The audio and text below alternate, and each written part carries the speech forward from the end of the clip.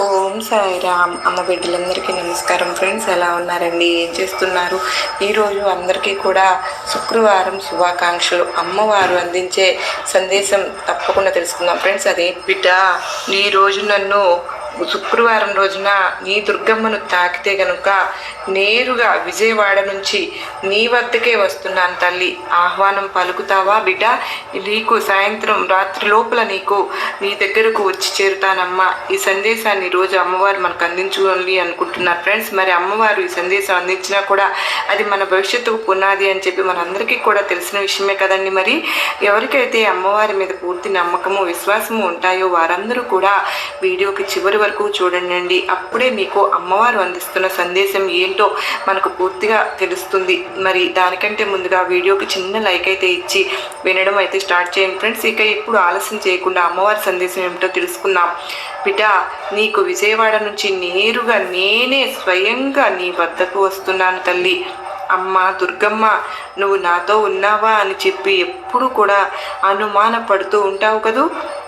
మళ్ళీ అంతలోనే దుర్గమ్మ, నువ్వు నా వెంటే ఉన్నావు అని చెప్పి అనుకుంటున్నాను అని అంటూ ఉంటావు.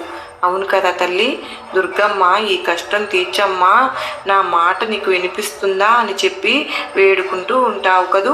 అయితే తల్లి, నీ వెన్నంటే ఉన్నాను, నీతోనే ఉన్నాను. ఎందుకు అని అంటే ఈరోజు నేరుగా నేను విజయవాడ నుంచి నీ వద్దకే వస్తున్నాను బిడ్డ. మరి నాతో వస్తావా అని చెప్పి అడుగుతున్నావు కదూ. మరి ఆహ్వానం పలుకుతావా? ఈ శుక్రవారం రోజున నీకు అదృష్టాన్ని నేను ఇచ్చే వెళ్తాను బిడ్డ. నీకు ఎందుకంటే గనుక ఒక తల్లి తన బిడ్డ దగ్గరకు ఎప్పుడు కూడా ఒట్టి చేతులతో రాదమ్మా బిడ్డ. తన బిడ్డ దగ్గరకు వచ్చినప్పుడల్లా కూడా ఏదో ఒకటి తనకు నచ్చిందే తీసుకుని వస్తూ ఉంటుంది.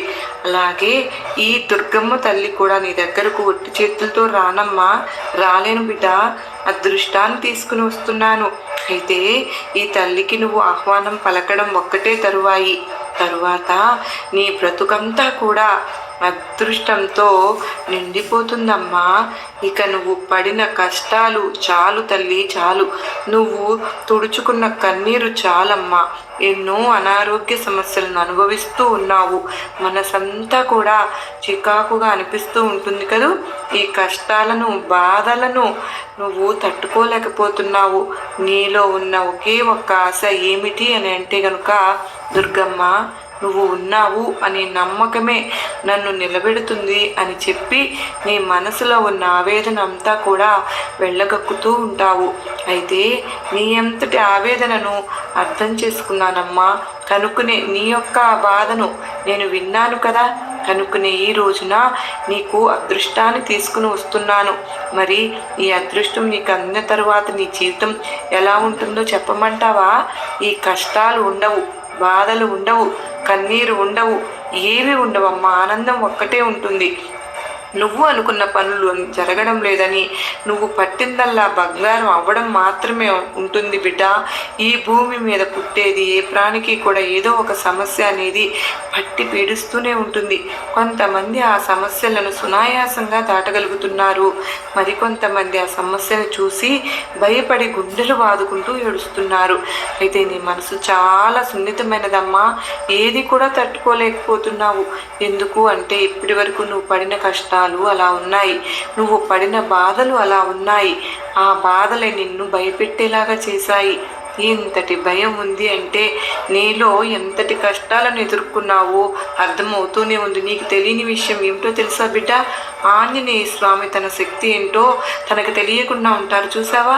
అలా నీ శక్తి ఏంటో నీకు తెలియడం లేదు. కేవలం నీలో తిరిగితనం మాత్రమే నీకు తెలుస్తుంది. కానీ ఈ తల్లికి తెలుసుగా నీలో ఉన్న శక్తి ఏమిటో, నీలో ఉన్న ధైర్యం ఏమిటో. కనుకనే నా బిడ్డ ఏదైనా కూడా ఎదుర్కొంటుంది అన్న ఉద్దేశంతో ఈ చిన్న చిన్న సమస్యలు పరీక్షలు పెడుతూ ఉన్నాను. మరి ఈ సమస్యలన్నీ దూరం అవ్వా అంటే అసలు ఈ సమస్యలు నాకే ఎందుకు వస్తున్నాయి అని నువ్వు నన్ను ప్రశ్నిస్తే ఇప్పుడు ఒక చిన్న కథను చెప్పనా? జాగ్రత్తగా వింటావు కదూ. ఈ కథ వినడంతో నీకు సమస్తం అర్థమైపోతుంది. తర్వాత నీకు వచ్చే అదృష్టాన్ని కూడా నీకు ఇచ్చేసి నేను వెళ్ళిపోతాను. ఒక ఊరిలో 2 దంపతులు ఉన్నారు. దంపతులు అని చెప్పుకునే కంటే మహారాజు మహారాణి అనుకుంటే బాగుంటుంది కదా. ఆ రాజ్యంలో రాజు రాణి వాళ్ళిద్దరికీ లేనిది అంటూ ఏదీ లేదు. కానీ ఒక్కటి తప్ప, అదేమిటో తెలుసా? వారికి సంతానం అనేది లేదు. ఆ రాజ్యంలో ఉన్న ప్రజలకు కూడా రాజుకి రాణి ఒక్కటి బుడ్డ పుడితే చాలు అని ఆశగా ఎదురు చూస్తూ ఉంటారు ప్రజలు ఎల్లప్పుడూ కూడా. అయితే ఆ మహారాజు ఒకరోజు శివునికి అభిషేకం చేసి, శివయ్య నాకు బిడ్డలు ఇవ్వు అని చెప్పి చాలా దుఃఖంతో అడుగుతారు. అతని అభిషేకాలను మెచ్చిన ఆ పరమశివుడు రాజుకు దీవెనను ఇచ్చి ఆమె గర్భవతి అయ్యేలాగా చేస్తారు. అయితే తన భార్య నెల తప్పింది. 9 నెలలు చూస్తూ ఉండగానే గడిచిపోతాయి. పండంటి మగబిడ్డ కలుగుతాడు ఆ మహారాణికి. ఆ బిడ్డ ఎంత అందంగా ఉన్నాడు అంటే, ఎంత ఆరోగ్యంగా ఉన్నాడు అంటే, నా బిడ్డను నేను చూసుకోవాలి అన్న ఉద్దేశంతో మహారాజు ఆశగా బిడ్డ దగ్గరికి వెళ్తాడు. వెళ్ళి